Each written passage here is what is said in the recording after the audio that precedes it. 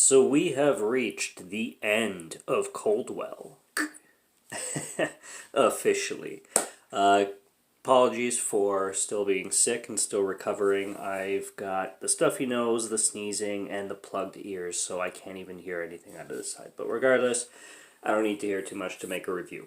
So this episode started, and I was wondering if I missed some kind of clown episode in the previous seasons from 1 to 8. I never remembered seeing any or having any memory of any of the clown stuff that was going on, and I even saw it in previews before this episode throughout this last week. But through the internet and stuff like that, and YouTube world, and just seeing pictures here and there of clowns, I'm like, where are they going to take this clown theory or clown situation?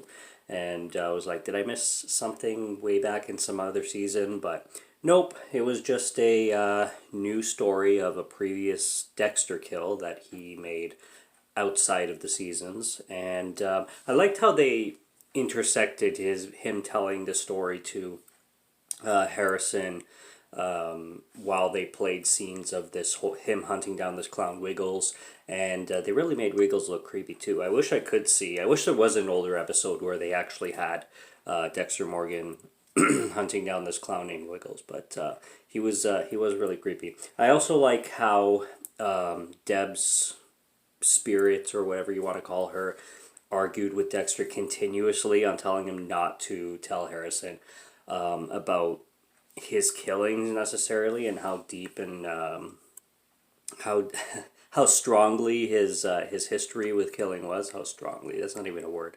How strong his and disturbing and messed up his history with killing is. I was wondering if Harrison would do a 180 and start hating Dexter for it. There was one actual moment in particular when he mentions that he did kill Wiggles, as well as Arthur Mitchell. I was wondering where Harrison was going to react to that, because Harrison mentioned many times that he wanted to be the one to kill Trinity. So when Dexter reveals that he actually did kill Trinity, I was waiting for Harrison to maybe go against Dexter again. I don't think it would have happened, but I was wondering, what if? What if Harrison, just turns on Dexter again, like he always has been throughout this entire series, and right on the episode where he starts to be on Dexter's side a lot, if he reverts back to hating him again. But regardless, he didn't, and I'm glad Dexter really did come clean and tell Harrison everything he needed to tell him. There's a big nature versus nurture with Dexter and Harrison, okay? Dexter and Harrison, it's really made clear that they have their dark passengers and they have their urges to kill because they both saw their mothers killed. Okay, makes sense. They're not going in a direction where they ask a lot of questions about hereditary stuff, like, is Harrison a killer because he shares blood with Dexter? Is there any kind of nature to it? Is it all nurture? Is 100% nurture? Was the seeing the mother's deaths a trigger, or did they already have that darkness in them from birth the whole time? How much was it just purely nurture? Like, if the death of their mothers wouldn't happen, would this dark passenger never wake up in them at all? Would they never have any urges to kill? Or would they still? Like, were they birthed into, like literally birthed into being killers? Or is it only to blame on watching their mothers, suffer horrific deaths in front of their eyes? And they're not really going there. They're not going in the nature element of things at all. They seem to be very focused on, Harrison saw the same fate of his mother that Dexter saw of his own mother, and that's what drove them to being killers. Now, what I'm trying to say is, I don't know how much of that I really can buy into it all, but nature kind of has to play a part in it too, because genetically they do share DNA, and I'd really like to see more of a, a battle between the two. Like, was there things that make them have these dark urges that have nothing to do with them being children or how they were raised or what they saw or you know, things that played out during their lifetime rather than just things that are completely beyond their control. It would be cool to see if the show touched on that as well and not just specifically they saw their mothers murdered and therefore they have a dark passenger, which makes sense, but it could go a little deeper than that. But I'm sold with pretty much everything Dexter, everything the all of the seasons of Dexter have given us so far. So it's not a big deal. It's just something I thought of. I forgot to mention last week too about the whole Christmas touches. I like the Christmas touches, being that we just finished Christmas in this episode again, but in last one as well. So the Christmas themes in these in these couple episodes, this one and the last one, were cool. The entire situation with first of all, Dexter visiting Angela on Christmas because they were still so rocky, and especially with Harrison and Audrey's relationship to blossoming on its own. And with Audrey being skeptical on Harrison, I'm surprised to see her kind of turn very quickly onto Harrison's side again and be all romantic with him and attached to him again. And that seemed to happen really quick with Angela and with Audrey in that whole situation. And then with Kurt showing up, man, that was weird. Just from Kurt showing up, period, in himself, like, because he's so smart and because Kurt is such intelligent psychopath, I was surprised to see him dip his foot into something so risky. Even though Angela has nothing, no knowledge of anything going on and stuff like that, Kurt should have known that, Dexter might have been around, or maybe he knew all along. That's what I'm saying too, is maybe he knew and he expected Dexter and Harrison to be there, and he expected Dexter to hear him walk in, hear his voice, and freak the fuck out or something like that.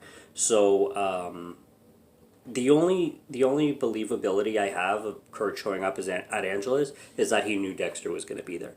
So it was a really, really intense and awkward moment. And as soon as I heard the door knock, I had a little feeling in me that it was going to be Kurt, and it ended up being Kurt. So that was cool. But there's no way that Kurt didn't know that Dexter was there and was surprised to see Dexter there, because I think Kurt's just too smart for that. And yeah. And then when he lights Dexter's cabin on fire, expecting Dexter to come out of it again, I'm surprised that he didn't see that. I'm surprised Kurt didn't kind of predict more that Dexter would be outsmarting him with Harrison, because Kurt is at that point now where he knows that Dexter is on full target mode with him. I don't know, he kind of lost it there. He kind of lost it in the predictions and kind of being a few steps ahead of Dexter. It felt like Dexter got way more steps ahead in such a short amount of time that I guess maybe, I don't know. I don't know where Kurt was at in his head on that one, because Kurt should have been smarter on that one. A lot of Batman references in this film too, in this episode too, which is cool because they never really compared Dexter to Batman in any other episodes or seasons that I remember, if any at all. I don't think they ever have. But comparing Dexter to Batman, especially when Harrison says, like, when Dexter reveals, like, his kills to be in the hundreds to Harrison, and Harrison makes a comment like, oh, so technically you must have saved, like, tens or even 10,000s of lives. And it's true. And the way Dexter acts like a vigilante, it is very Batman-esque, and I like that comparison made multiple times in this episode, because it was really reminiscent of who Dexter is, and does paint a really good picture of him. At the end of the episode, what's really confusing is, not confusing, but what really makes me question, one is how Angela didn't immediately take Dexter to the station for him being out all night. And even Dexter's excuse saying that he took Harrison out to see the blood moon with the time that they show up back to the cabin, which is morning already. Like, I would think that Angela, with how invested she is in finding the Bay Harbor Butcher and seeing all these clues that tie to Dexter Morgan so much that she wouldn't take him straight to the station. As a matter of fact, she just invites him, and well, not she doesn't, but Audrey does, and then she goes along with it. So, and then finding the letter with the screw inside of it, and saying Dexter killed Matt Caldwell, or I said Matt Caldwell, but I'm wondering if it's one of Kurt's henchmen that delivers that letter. So maybe Kurt had a whole or has a whole plan that is much, much bigger than anything the audience can predict for after his death. Maybe he has a whole fucking jigsaw plan going.